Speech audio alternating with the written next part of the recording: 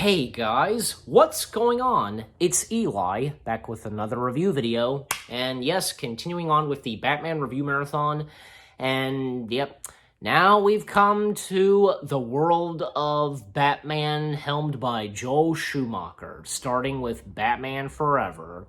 But first off, I want to say, because, a recap and just, a bit of trivia, because, well, after the release of Batman Returns, and it upset many people. It upset parents. I'm sure that the fact that Warner Brothers was upset about this, and even McDonald's, because because Batman Returns being too dark, and because McDonald's making toy line for kids, just And I said as I said in my review of Batman Returns, how does that get in trouble, and R-rated films like Terminator and Alien don't get in trouble when they had their toy line? I don't know. Who knows? But anyways, so after Batman Returns upset many people, as I said, Warner Brothers was not open for Tim Burton to continue directing Batman. Even Burton, kind of noticed, and, according to Burton, he said to the producers, the people at Warner Bros. That, you don't want me to direct another one of these, do you? And he can just tell right there and then that, because they were not open for him to direct another Batman film. And he, that's when, he stayed on as producer. And that's when Warner Brothers hired Joel Schumacher to direct the next Batman film in the Batman franchise. And, okay, hold on a second. My question is this, there is, here's this. There is no way that the two Joel Schumacher Batman films are canon to the two Batman films. There is no way. Especially, Michael Keaton is no longer Batman, but with the exception of, say, Michael Gough and Peter Hingle reprising their roles as Alfred Pennyworth and Commissioner James Gordon, yeah, so there's just no way. I mean, I even, say, The Flash movie, obviously, I read this, that, it would have, have,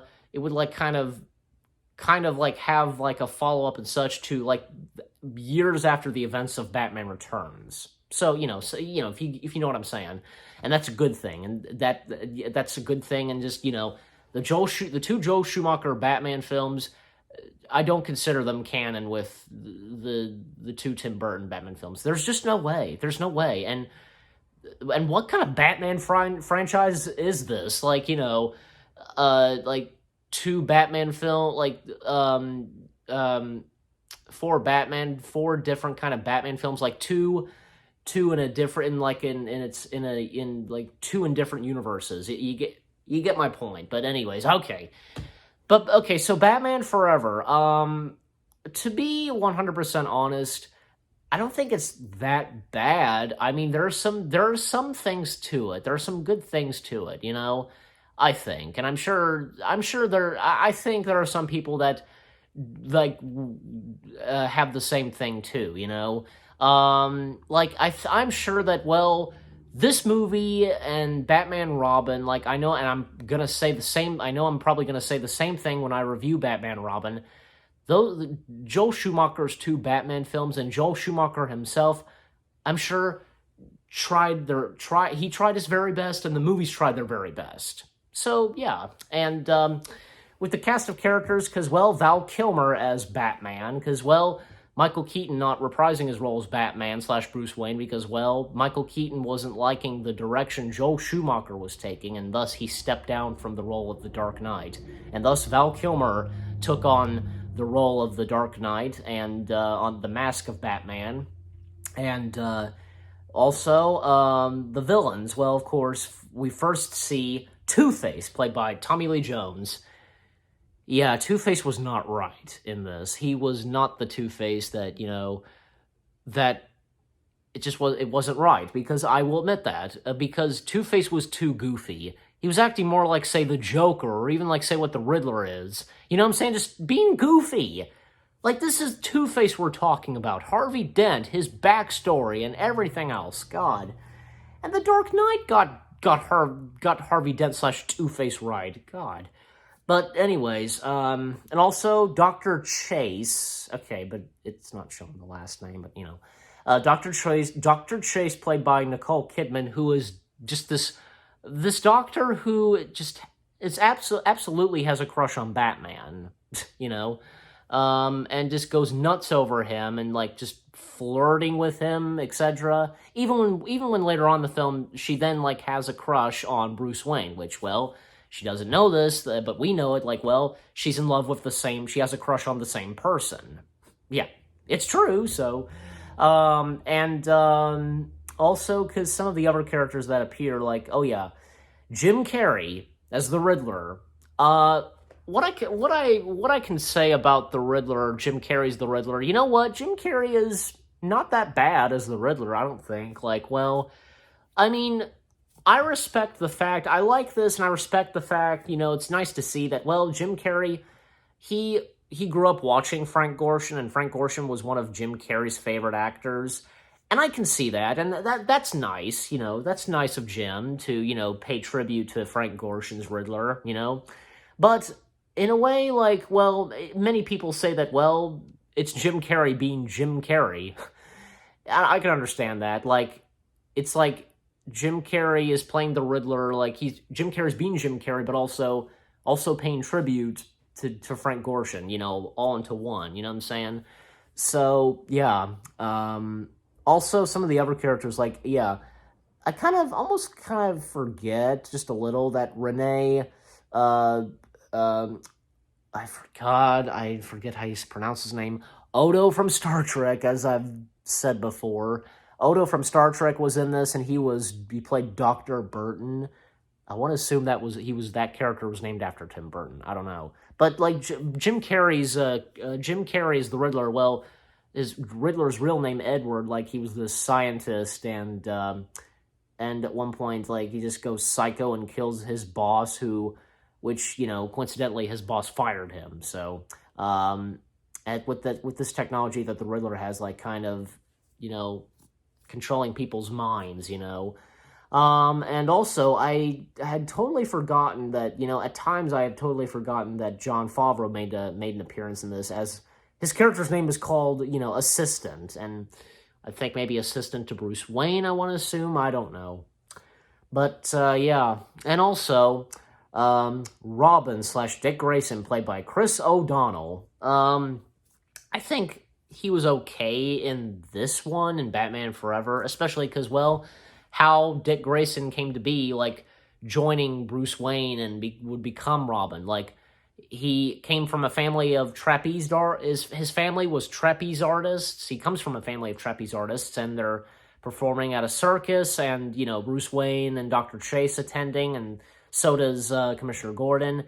And at one point, Two-Face, takes control, and, like, the circus, and, like, has a bomb there, and, like, has Batman, like, and he, like, how do I say this, like, if Batman is present at the circus, and, even when, like, say, people are screaming and so on, Bruce stands up, and I guess, Bruce, he has no choice, he shouts at Harvey, "I'm Batman!" But, of course, nobody even pays attention or hears Bruce, apparently. I mean, Two-Face for sure, but nobody else, like, that's around him, and even Bruce Wayne steps into action, like, fighting off Two-Face's goons, and Dick Grayson and his family, like, his parents and his brother, they also, like, stop Two-Face's goons, but also tried to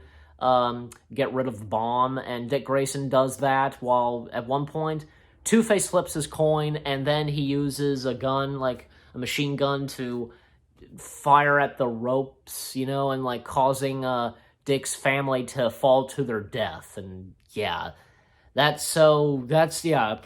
think that's a bit intense and emotional, even after Dick Grayson saves everybody and, like, what's the word I'm looking for? It's there, but it's right at the tip of my tongue, but I can't say it. Disposes the bomb, throwing it into the water. It explodes, and when he sees his parents, and his brother, if they have fallen to their deaths, and Gordon and Bruce right up to them, and those shots where we see a close up shot of Bruce Wayne and Dick Grayson, because because that's an emotional part right there, because Dick Grayson, he lost his entire family, basically his parents and his brother, and then he goes to Wayne Manor, and I guess he now lives there. Like Bruce Wayne and Alfred, they take care of him, and and I'm trying to remember what else. Even at one point, like Dick Grayson, he stole the Batmobile, and even when say he fights off this neon paint gang. I don't know what to make up with the neon, the neon paint guy. That's basically what they are. I guess they're this group of gangsters or villains. That's what I want to assume. I don't know. When Dick Grayson at one point saves a girl, and then, he pretends to be Batman. He says he's Batman, but, he doesn't have a suit. But then Batman, of course, shows up, and basically, he doesn't do, he doesn't have to do anything. He just practically scares the neon-painted gang. And Dick Grayson just pissed off at Batman and just, trying to kind of punch at him, but, Batman just, using his fist to block the punches, and, it should have been you, why, and because, of course, Batman wasn't able to be there at the circus on time to save the day. And, Batman, says if Bruce Wayne would give his life or something, he would have. And when Two-Face and Riddler meet and such, and also Two-Face's two ladies, his chicks, I want to say, his two ladies, Sugar, played by Drew Barrymore, and Spice, played by Debbie Mazar. I said that right, yeah. And think about it, because Drew Barrymore in a Batman film, boy, that's something. And because when Two-Face and Riddler meet, and Two-Face and Riddler, they join forces, they team up, and I gotta say, because according to Jim Carrey, he couldn't get along with Tommy Lee Jones, because Tommy Lee Jones, doesn't like Jim Carrey and his movies, and I guess I can understand that, because I guess it's not Tommy Lee Jones' cup of tea, for that kind of an actor and the kind of movies that actor does, you know what I'm saying? But okay, excuse me, Tommy Lee Jones was being goofy and such, okay? But anyways, I'm sure that, Two-Face, I tried to have some, serious moments, and when Two-Face would get pissed off, you know what I'm saying, and shout, stuff like that. And also, at one point, because, when Batman at one point visits, there's this ceremony, this party or something, and when Edward, but it's really the Riddler, presents, his new invention, and when Two-Face steps in and attacks, and Batman coming in, and when, at one point, Dick Grayson, maybe he was Robin, I don't know, saves Batman, but Bruce Wayne pissed off at Dick, and, when Batman visits Dr. Chase, and Dr. Chase then says to Batman that, that she's in love with somebody else, and that being, of course, Bruce Wayne, the same guy, and that smile that Batman gives, I don't know, I'm sure it could have been a better smile, and just I can't even imitate it, of course, but, but imagine just that smile, and with the bat mask, talk about seeing that, Batman just having a smile like that, just, Michael Keaton did a better smile. No offense no hard feelings on Val Kilmer, I'm just saying, when seeing Michael Keaton's Batman have a smile, Michael Keaton could pull it off, But anyways, and that's when at one point, apparently Bruce Wayne just out of nowhere decides to retires Batman, all because of Dr. Chase, man. And that's when, during Halloween, Dr. Chase, visits Bruce, and at one point, because, we see we never saw this in, like, say, Tim Burton's Batman films, but we do see this in here, where we see the origin of how Bruce Wayne became Batman, and when, like, seeing this bat flying, and, you know, I guess, like, Bruce having a meltdown, and, like, Chase, you know, and then they kiss, and Two-Face and Riddler, they invade Wayne Manor, and, like, at one point, like, Riddler, like, knocks Alfred unconscious. And that's another thing, because, like, you know, Alfred handing out candy to trick-or-treaters, and when Riddler and Two-Face pretend to be trick-or-treaters as well.